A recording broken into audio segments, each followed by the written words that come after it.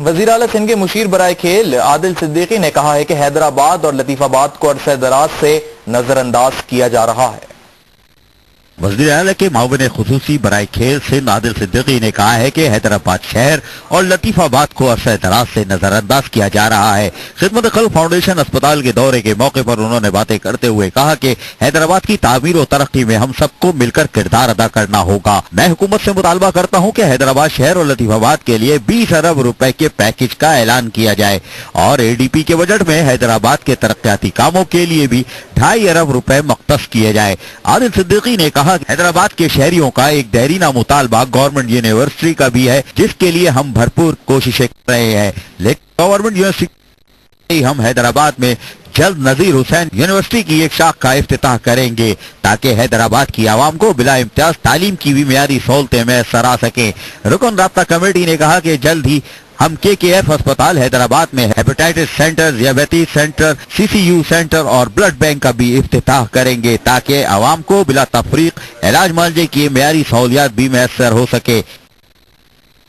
میرپور خاص میں وزیر اعلیٰ سندھ کے مشیر عادل صدیقی نے ممکنہ بارشوں سے قبل کیے جانے والے انتظامات پر ڈویژن بھر کے افسران کو طلب کر لیا۔ قدرتی آبی گزرگاہوں، نالوں کی فوری صفائی کے احکامات بھی جاری کیے۔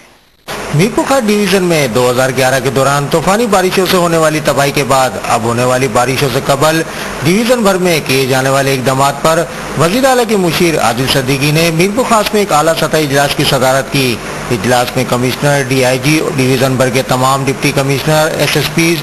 MPS سمیت دیگر افسران موجود تھے۔ اجلاس کی صدارت کرتے ہوئے عادل صدیقی کا کہنا تھا کہ طوفانی بارشوں کے نتیجے میں تباہی سے بچنے کے لیے میرپور خاص کے مضافات میں قدرتی آبی گزرگاہوں سے قبضہ فوری طور پر ختم کرایا جائے، آبی گزرگاہوں، برساتی نالوں اور نالیوں کی جلد صفائی کی جائے۔ میڈیا سے بات کرتے ہوئے ان کا کہنا تھا کہ سچویشن ہے، بارشیں آنے والی ہیں، اس کے حوالے سے خاص طور پہ اپریہنشن ہے کہ خدا نہ خواستہ پھر وہی تباہی نہ ہو جو 11/10، 11/12 میں ہوئی ہے، اس ٹائپ کی۔ کہاں انکروچمنٹ ہے، کیا کیا ہوگا، بارش اگر ہوتی ہے اس کے لیے پہلے سے کیا اقدامات کیے جا سکتے وہ کرتے ہیں۔ ہاں، وہ حل نہیں ہوا، کچھ اس کی وجوہات ہے جو بھی سامنے آئی ہیں میرے، تو اس کو ہم اوپری سطح پر